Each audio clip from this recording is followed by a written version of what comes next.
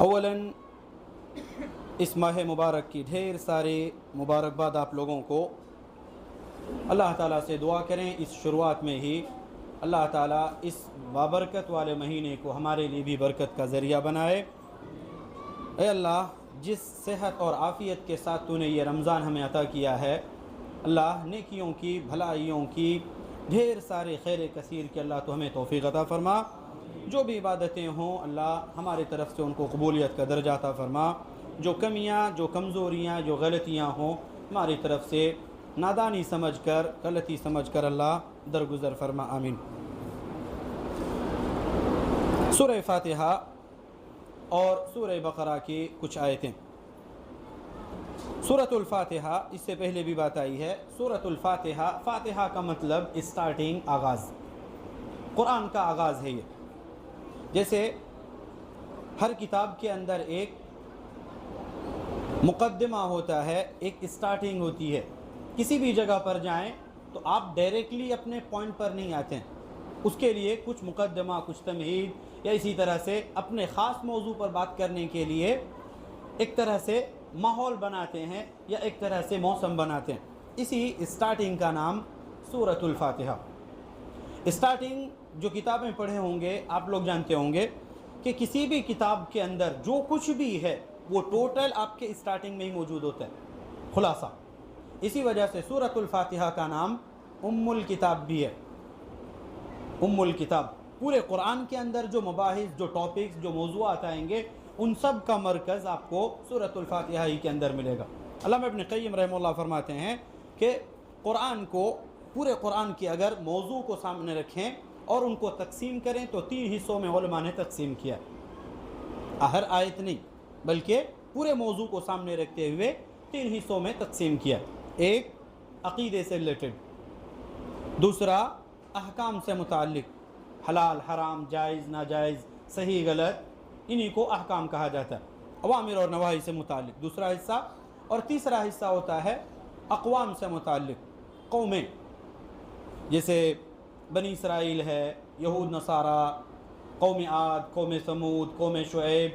تو ان سے پہلے کی جو قومیں ہیں، قوموں کے کچھ قصے ہیں، ان کے کچھ تذکرے ہیں۔ آپ دیکھیں اس سورۃ الفاتحہ کے اندر ان تینوں مباحث، یہ تینوں مباحث آپ کو ملیں گے۔ عقیدہ، الحمدللہ رب العالمین، الرحمن الرحیم، مالک یوم الدین، یہ تینوں آیتیں اللہ رب العالمین کی وحدانیت پر ہی ہیں، اور ان تینوں چیزوں کا تعلق عقیدے سے ہے۔ عقیدے کے اندر جب بات کرتے ہیں ہم توحید کی، تو توحید کی 3 قسمیں علماء نے ذکر کی ہیں، کون بتلائیں گے؟ ربوبیت، الوہیت، اسماء و صفات۔ ربوبیت، الحمدللہ رب العالمین، ربوبیت، توحید ربوبیت۔ الرحمن الرحیم، اے اللہ تو رحمان ہے، تو رحیم ہے، اللہ تعالیٰ کا نام اور صفت، توحید اسماء و صفات۔ ایک چیز بچتی ہے الوہیت۔ کس آیت میں الوہیت کا ذکر ہے، توحید الوہیت کا؟ اسی سورہ میں، مالک یوم الدین، قیامت کے دن کا مالک۔ آگے والا جملہ ہے ایاک نعبد، اللہ صرف تیری عبادت کرتے ہیں، یعنی عبادت صرف اسی ایک رب کی ہوگی، الوہیت۔ تو یہ توحید کی تینوں قسمیں یہاں آپ کو موجود ملیں گی، اور عقیدے سے متعلق جتنے بھی مباحث تقریباً آپ کو اس سورہ کے اندر ایک حصہ ہمارے سامنے موجود ہے۔ دوسرا حصہ آتے ہیں احکام، جائز ناجائز، حلال حرام، انہی میں سے ایک چیز ہے عبادت، ایک چیز عبادت۔ اور عبادت کس کے لیے کریں گے؟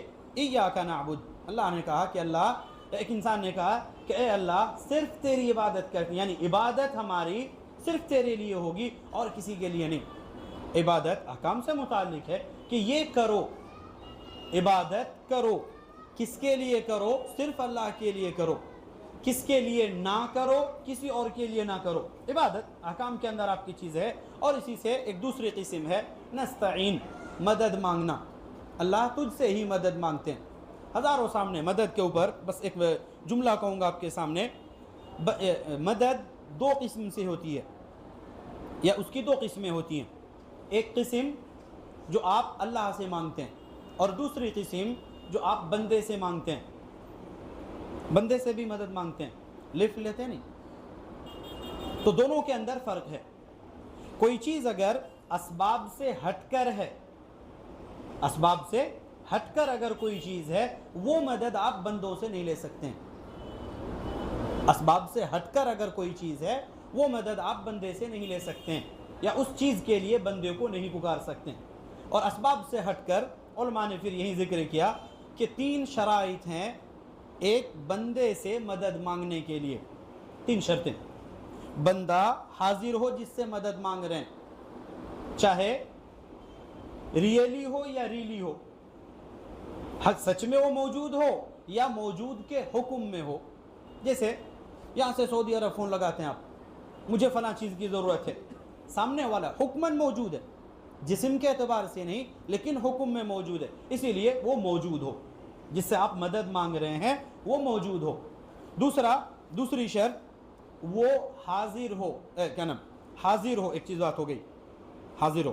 دوسری چیز ہے وہ قادر ہو، جو چیز آپ مانگ رہے ہیں وہ چیز دے سکتا ہو، وہ مدد کر سکتا ہو۔ جو نہیں کر سکتے ہیں وہ مدد آپ اس سے نہیں لے سکتے ہیں، بندے سے وہ مدد نہیں لے سکتے ہیں۔ حاضر ہو، قادر ہو، اور تیسری چیز ہے، تیسری چیز کا ذکر کرتے کہ وہ خصوصیت اللہ کی نہ ہو، وہ خصوصیت اللہ کی نہ ہو، یا بندے کو اللہ کا درجہ نہ دیا جائے اس موقع پہ۔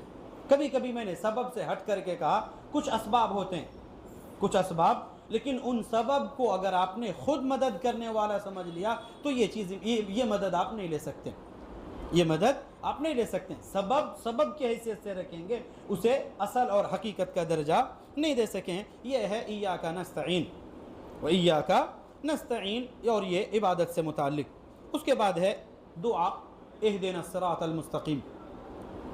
دعا بھی ایک طرح سے عبادت ہے۔ نبی علیہ السلام نے فرمایا کہ الدعاء هو العبادہ، صرف دعا عبادت نہیں، دعا ہی عبادت ہے۔ جس عبادت میں دعا نہیں ہے، اس عبادت کے اندر آپ کو وہ چاشنی یا وہ مٹھاس نہیں ملے گی۔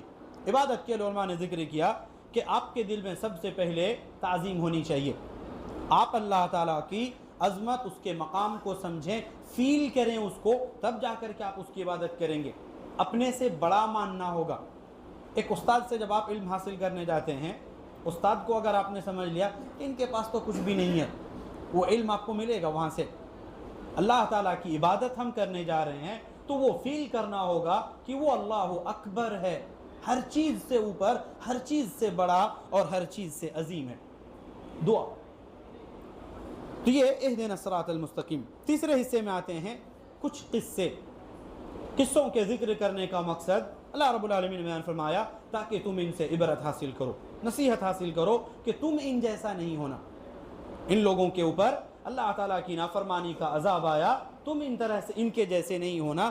صراط الذین انعمت علیہم، 2 قسم کے لوگوں کا ذکر کیا گیا، ایک جن پر اللہ تعالیٰ کا احسان ہوا، اللہ تعالیٰ کی نعمتیں آئیں، جن لوگوں نے اللہ کی بات مانی، اور دوسرے جن لوگوں نے بات نہیں مانی ان لوگوں کے لیے عذاب کا ذکر، غیر المغضوب علیہم ولا الضالین، اور یہ ہے الکتاب۔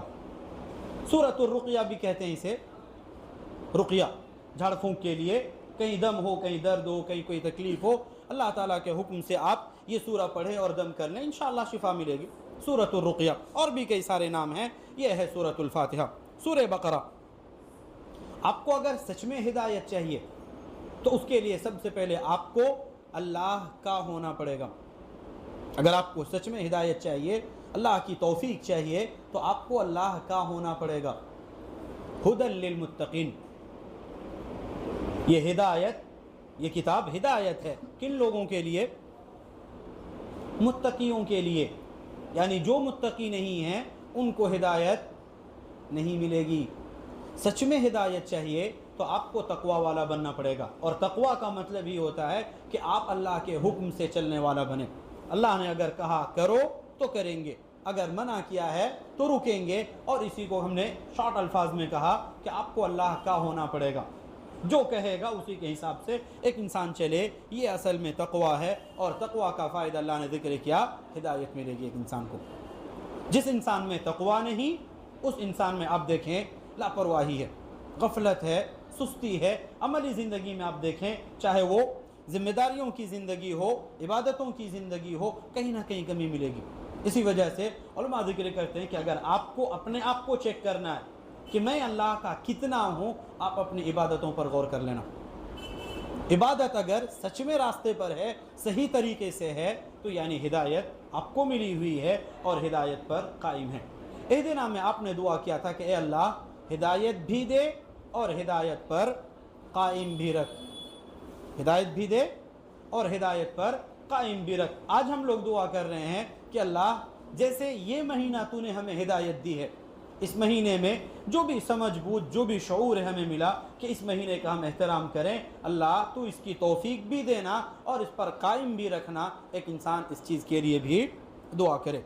एक इंसान के लिए, ख़ास तौर से एक मोमिन के लिए, उसका पावर सप्लाई के लिए अगर कहें तो उसका ईमान ही है। उसका ईमान है, जो अल्लाह रब्बुल आलमीन पर उसका ईमान, उसका तवक्कुल, उसका यकीन, यही है जो हर मोड़ पर जहाँ एक इंसान के सामने कुछ भी नज़र नहीं आएगा, वहाँ एक इंसान की उम्मीद रहती है कि वो एक जगह है जहाँ कभी बंद नहीं होती, वो दरवाज़ा है जो हमेशा अपने बंदों के लिए खुला रहता है। कल्लज़ीना युमिनूना बिल गैब, जो लोग ईमान रखते हैं अल्लाह रब्बुल आलमीन पर बिन देखे। मूसा अलैहिस्सलाम की कौम ने कहा था लन नुमिन लका हत्ता नरल्लाह जहरा, अल्लाह जब तक हम खुले आँखों से तुम्हें देख ना लें हम ईमान नहीं लाएंगे। अल्लाह ने कहा कि असल ईमान बिना देखे मानना है। देख करके तो सभी मान लेते हैं, एक्सपेरिमेंट आसानी से समझ में आ जाती है। अगर अल्लाह ने कहा है तो बिना देखे आपको मानना है, ये असल में है ईमान बिल गैब। और गैब, ईमान से मुतालिक जितनी भी चीज़ें वो टोटल गैब ही हैं, टोटल गैब। किताब उतरते हुए हम लोगों ने देखा नहीं देखा, रसूल नबी सल्लल्लाहु अलैहि वसल्लम से हमारी मुलाकात हुई नहीं हुई, आखिरत देखे, अल्लाह रब्बुल आलमीन का वजूद, और क्या बचती तकदीर, डेस्टिनी, जितने भी 6 अरकान जो हम ईमान के कहते हैं वो टोटल हमारी आंखों से बाहर हैं।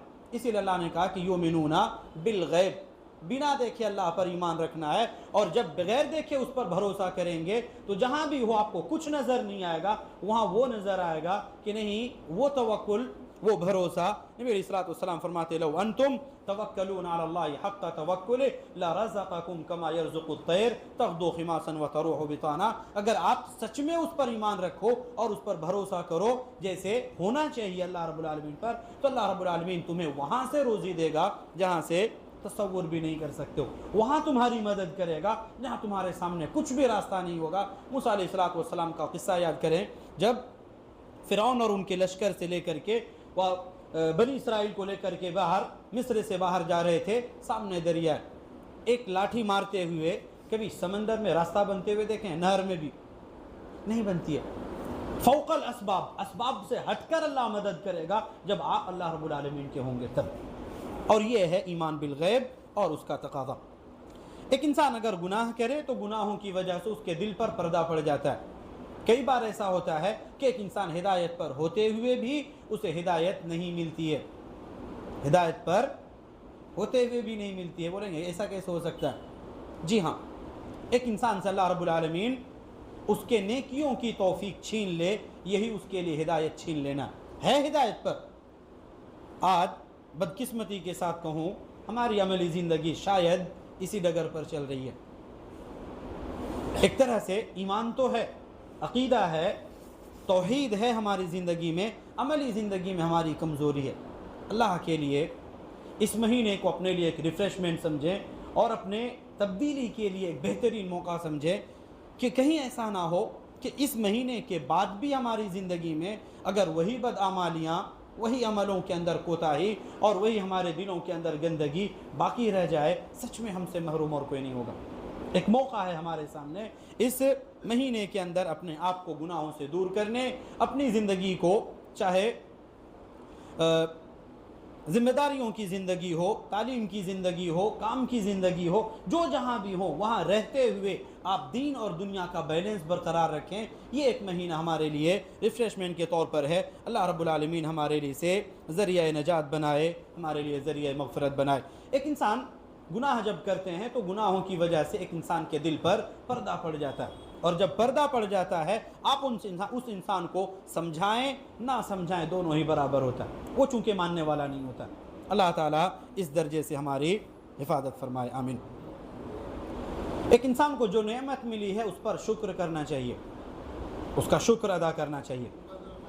जो भी है, एक इंसान को सेहत मिली है, आप अंदाज़ा करें एक बीमारी कुछ देर के लिए होती है, उस बीमारी से ठीक होने के लिए कई बार होता है हम अपनी पूरी प्रॉपर्टी लुटा देते हैं। अल्लाह ताला ने जो दौलत दी है ये इसकी कदर करें, इसको समझें। जो नेमत अल्लाह ताला ने दी है इसको समझें कि अल्लाह ताला ने खुसूसी तौर पर हमें अल्लाह ने चुना है, लिहाजा उसका शुक्र अदा करें। शुक्र अदा करेंगे अल्लाह ताला और देगा, जब नाशुक्री करेंगे तो जो है वो भी छीन लेगा और जो आने वाली चीज़ें हैं वो अल्लाह ताला रोक लेगा। कई सारी मिसालें हैं, बस बनी इसराइल को सामने रखें जिनके लिए अल्लाह ताला ने यहाँ जिक्र किया। कहा हमने तुम्हारे ऊपर धूप से बचने के लिए छाया कर दिया बादलों के ज़रिए से, पत्थर से हमने तुम्हारे पीने के लिए चश्मा उबाल दिए और तुम्हारे लिए नहरें जारी कर दी पीने के लिए। बगैर मेहनत से तुम्हारे पास अल्लाह रब्बुल आलमीन की तरफ से मन्ना और सलवा खाने के लिए तुम्हारे दस्तरखान पर सजदा था और तुम्हें कुछ भी मेहनत नहीं करनी पड़ती थी। इन लोगों ने कहा लन नस्बिरा अला तआमिन वाहिद, एक खाना बार बार खा करके बोर हो गए, लिहाजा इसके अंदर चेंजेस होने चाहिए, फ्रूट्स के साथ साथ सब्जियां भी होनी चाहिए। कब अल्लाह ताला से दुआ करो कि हमारे लिए ज़मीन से प्याज उगाए, लहसुन उगाए, सब्ज़ी और हरे जो हरियालियाँ हैं वो हमारे लिए उगाए। यो दिन ब दिन हम चेंज होते रहेंगे और हमारा जायका भी चेंज होता रहेगा, एक चीज़ पर हम कनात नहीं कर सकते। शुक्र करेंगे जो भी अल्लाह रब्बुल आलमीन की नेमत है अल्लाह ताला उसको बरकरार भी रखेगा और भी नेमतों से नवाजेगा, लेकिन जब नाशुक्री होगी अल्लाह ताला छीन लेगा जो है। इन लोगों से छीना।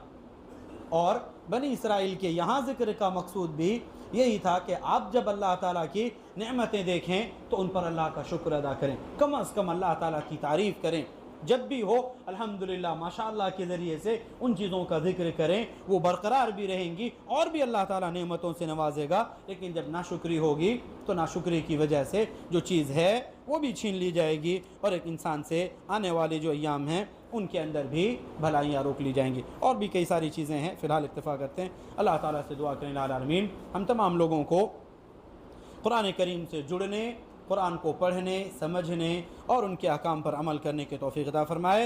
या आमीन। कुरान करीम का जो ख़ास महीना है इसके अंदर जो भी हमारी तिलावतें हैं अल्लाह तो कबूलियत का दर्जा अता फरमा, हमारे तरफ से उनके बदले में दुनिया और आखिरत की जो जितनी भी मुश्किलात और आजमाइशें हैं अल्लाह तो दूर फरमा, मैं उन तमाम मुश्किलात से नजात अता फरमा, आमीन। सूरह बकरा ही की आयत नंबर 83